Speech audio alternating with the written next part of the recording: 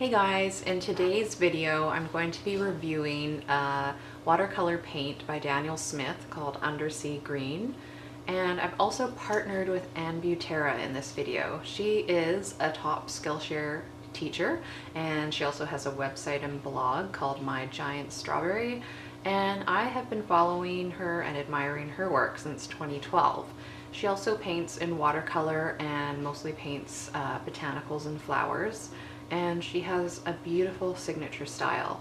And in this video, she's going to be reviewing another type of green watercolor paint. So one of my new favorite paint colors is Undersea Green by Daniel Smith. So I thought I'd do some swatches and mix this with other colors and show you some of the paintings that I've created with it recently. And I started out using Winsor & Newton paints, mostly artist quality, and I have branched into using some Daniel Smith colors just because they're pretty widely available in Canada and the US now, and they have amazing colors, and you can actually buy a sheet that has like a little dot of every single paint color that they have in their line. So that way you can, it's like $20 for the whole line of the swatches, and then you can try the paints before you buy them, because most times they do come in this bigger tube, though at my local art store they do have a few colors in the smaller tubes, which is just a little bit less expensive. So I will get right down to it and show you what this looks like. So this is what the Undersea Green paint looks like on the palette, and it is a little bit similar to the Winsor & Newton Olive Green, except for I find the color a little bit darker and deeper, and I really love how Daniel Smith paints perform. So I'm just going to use my square mixing brush here and show you a really dark concentrated swatch, and then I'll just show you with a little bit more water how that ends up looking. So it is really like an undersea color, definitely reminds me of like lots of seaweeds that you would see. And I'm just going to rinse my brush out one more time so that I can swatch it even lighter. So it's a really pretty range on its own, and sometimes I find green pigments are not super natural looking unless you add a bit of yellow or blue, but I find this one is really great right out of the tube. So I have my plain pure Undersea Green here, and I'm just going to mix it with some Winsor Lemon.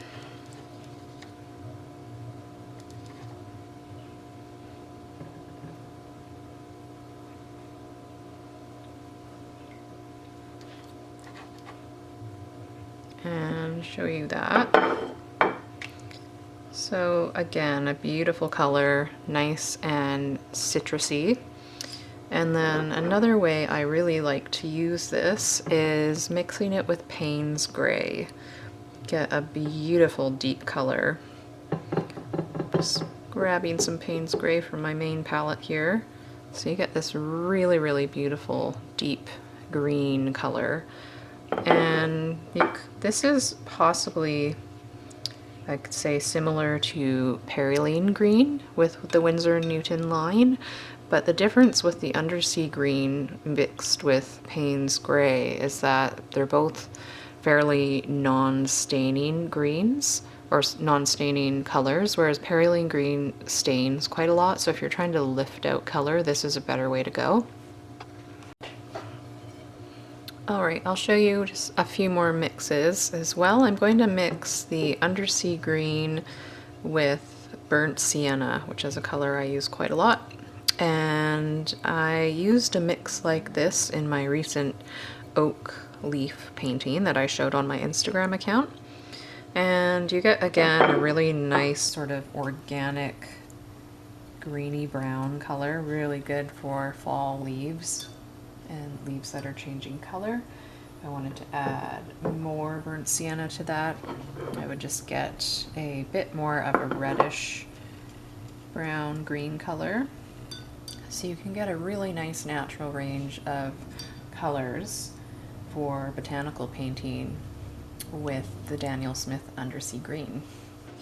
So here's an example of two paintings that I have used the Undersea Green paint in. And these are some changing oak leaves and then alder leaves as well. And if you have a look at the painting and then have a look at the swatch card that I've created, you can definitely see that there are some similar tones here. And so really lovely, bright, transparent color with the Daniel Smith paints. So yeah, I'm quite happy with them. I think I'll keep adding them to my collection. So I hope you found this video helpful.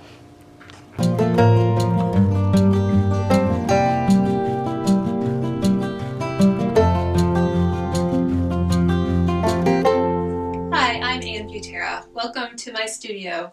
Today I'm going to be talking about my favorite green to use, and it is called Russian Green, and it's by Yarka St. Petersburg, which is one of my favorite paints.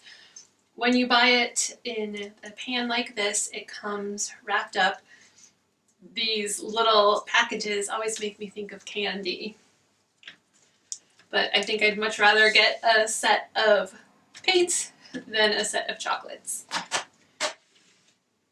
So I love the Russian green. It's a really intense color and it mixes so well with other colors. I'd really love to show you how I work with it. So here is my well of the Russian green. This little pan is running low. This is actually the second pan that I've gone through. And I just want to show you the deep, intense color as it is.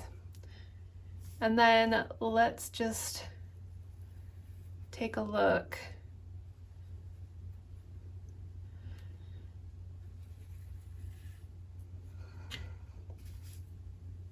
at the color less saturated.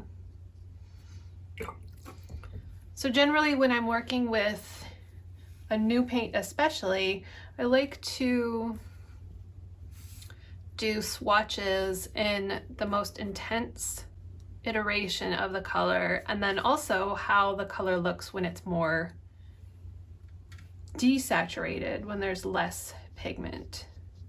It's always a good reference for when I'm mixing paint later, and in my sketchbooks I have all sorts of swatches. So generally I don't work directly from the pans, I mix my colors. So here I'll show you a bit of that process. One color combination that I really like is the Russian green with a moss green. And this moss green, I actually can't remember what manufacturer that is, if it's Sennelier or if it's Winsor & Newton. So you can see it's less dark and more warm.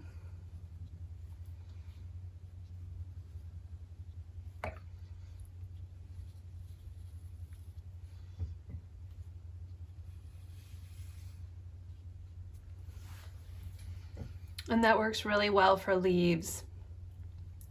Another thing I love about the Russian green is how well it works for mixing really beautiful browns. So I'll often mix it with red. I think this is a Madder Lake. So you can see even on the palette, oh, that beautiful intense color. And this is just a mixture of two colors, and you can see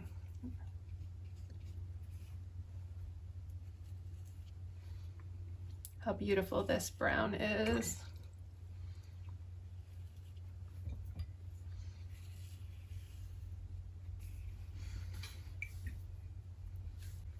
And of course, if you mix in other colors, sometimes I'll add some orange to that. and that changes your brown. Although I do have browns on my palette, I usually mix my own.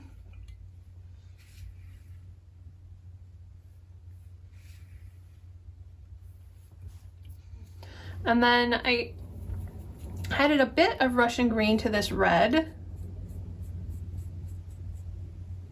and it makes sort of a brick red. Beautiful color.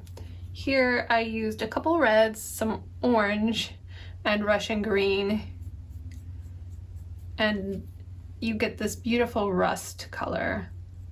So I hope that gives you a taste of what Russian green can do. It's such a versatile color to mix, and I hope you'll have a chance to play with it for your own botanicals. See you next time. Thank you so much for watching this video, guys. Please like the video if you found it helpful, and subscribe to my channel, and you can click on the little bell icon beside subscribe and you'll get a notification each time I post a new video, which is every Wednesday. And do check out Anne also. She's got an amazing website, a beautiful Instagram page, and some really awesome Skillshare classes. So I'll link all of her channels and accounts below. So do check out Anne Butera as well. And let me know what you think of this video in the comments down below. Thanks!